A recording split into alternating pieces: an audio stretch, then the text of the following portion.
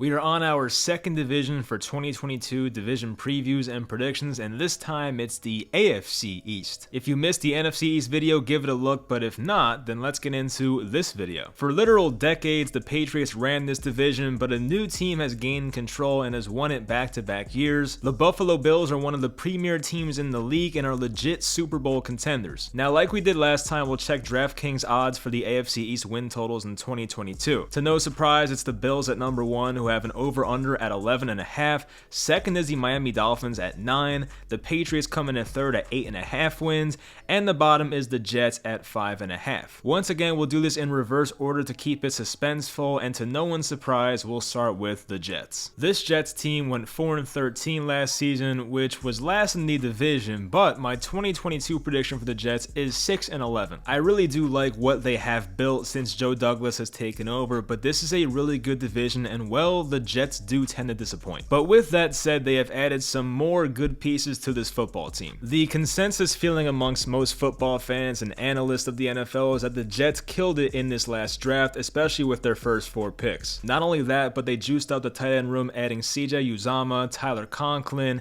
and getting some key players back from injury like Mekhi Becton and Carl Lawson. This team has 2 major question marks in my opinion. One being the linebacker position and getting better production out of CJ Mosley and Quincy Williams, and the other, of course, being how Zach Wilson looks in year 2. If Wilson breaks out and proves to be a franchise quarterback, this team can get to that 8 or 9 win mark, but a lot would have to go right for that to happen in my opinion. Overall, the offensive line is improved with Laken Tomlinson being added, the D-line still looks really good, the cornerback room looks more promising with Sauce Gardner there as the cornerback 1, and they got better weapons for Zach Wilson as compared to last year. I think the Jets will have a fun year this year. I just don't think it'll translate to that many wins, and I don't expect them to be serious playoff contenders, but by next season, the Jets could be legit if Zach Wilson does end up being really good. My prediction for third place in the AFC East is going to be the Patriots, who I project to be 8-9. I know they were a 10-win team and made the playoffs last year, but I just fear this team is mid, as the kids would say. Mac Jones does seem to be in great shape, which is nice, but this whole coaching staff thing seems odd. They're refusing to name any coordinators at this moment, and they might be relying on Joe Judge or Matt Patricia or both, and both of those roles are definitely concerning. They lost their cornerback 1 in J.C. Jackson and lost Josh McDaniels as their offensive coordinator, which cannot go underestimated. They did add Devontae Parker at wide receiver, who needs to stay healthy. They traded for Mack Wilson from Cleveland, and they added retired cornerback Malcolm Butler, who of course was a former Patriot. Their round 1 pick of Cole Strange was looked at as a massive reach, so we'll see how he pans out in year 1. On the bright side though, if Mac Jones improves, the addition of Parker brings this offense to new heights, and their cornerbacks can hold up,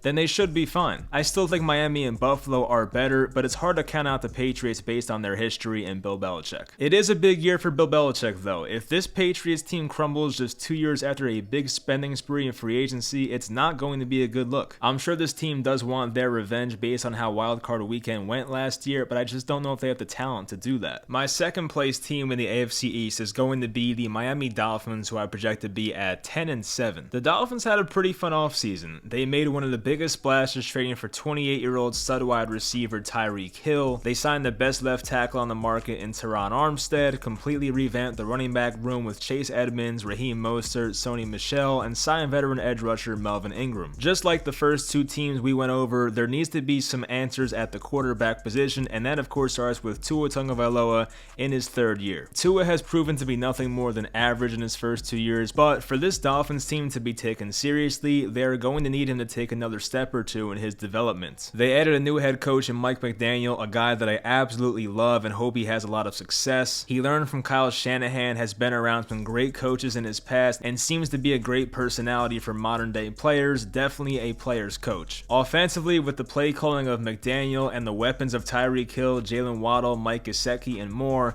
they have a chance to be a top 10 offense in the league. A lot will still be expected from this offensive line, but that's not a sure thing. Armstead only played 8 games last year, and between Austin Jackson, Robert Hunt, and Liam Eichenberg, they have a lot to prove. Defensively, they've been really good under Brian Flores during his tenure, but now they have a new defensive coordinator in Josh Boyer. There is plenty of talent, including the cornerback tandem of Xavier Howard and Byron Jones. They have Javon Holland, who was a stud rookie last year, defensive lineman with Christian Wilkins, Emmanuel Ogbah, Jalen Phillips, and Melvin Ingram. That should be a good group right there. If Tua does end up being really good, the Dolphins could be one of those sleeper teams that ends up up being one of the better teams in football, but if Tua stays stagnant in his development, they may only be a 9 or 10 win team. And lastly, my number one team in the AFC East is going to be the Buffalo Bills, who I project to be 12-5 this year. The Bills are the Super Bowl favorites on a lot of betting sites and arguably the best team in all of football. They've had a pretty exciting offseason, including adding Von Miller, Roger Saffold, and Jamison Crowder. I like the draft pick of cornerback Kyer Elam out of Florida, but he will have to replace Levi Wallace, who departed for Pittsburgh. One aspect that could be concerning about this team is the loss of offensive coordinator Brian Daboll, who has been calling offensive plays there since 2018. They still have a ton of offensive talent with Stephon Diggs. Gabriel Davis could be a breakout player, of course, based on his playoff performances,